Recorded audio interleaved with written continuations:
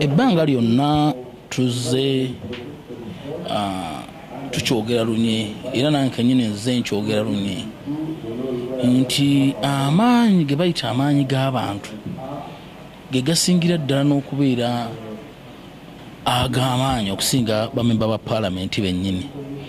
Buli memba wa paalamenti lwajja wano mu kizimbe alina okukimanya nti waliwo abantu ba representing abamuli emabega, nabwe ekyo buli kimu kyokola olina okukikola ng'okimanyi nti okikola ku lw'abantu abo boolesa emabega. Ebbanga lye tunamala nga twefuula nampulira ku bizibu by'abantu bajja kusituka niwano tetujja kusigalawo. Bwe tuba tukola amateeka, bwe tuba tuyisa budget, bwe tuba tukola buli kimu birina okubeera nga bireflectinga nti bigenda kuyamba abantu. Ekyabadde Kenya, it is a very good example mu kyetaagisa parliament esituke naye notwithstanding era bamaze ne basirika ne bakola byabadde baagala okukola nga balowooza abantu basobola kusituka. Tekyawukanako n'ekyali e Sudaani.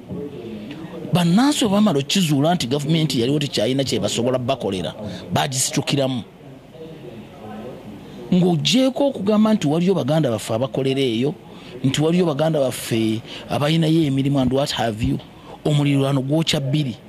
Ekikulu kye tulina okufunamu nti bwe bibanga byatabukise Kenya, buli alina kyasobola okukola akikole okulaba nga Kenya etereera. Nabwe ekyo kyo n'abali e Kenya bakole buli kimu kye basobola okukola nga bakole kye basobola okukola Uganda etereere. Otherwise olwaleero kiri Kenya, enkya kyangu nnyo okubeera e Uganda wano era kisobola okutuuka e Uganda wano naffe kanyini bannansi, kubanga parliament entambula yo yonna ogiraba nti naffe tetukyali ku interest z'abantu. Buli omu ali ku lulwe, buli omu ali ku survival for the fittest, naye nga bannansi bali eri babonaabona. Abantu banyiivu, twefudde bannampulira zibi. Kyekiseera ndowooza tutandika okulegislatinga nga bye tulegislatingira ddala biragira ddala nti biri ku bannansi.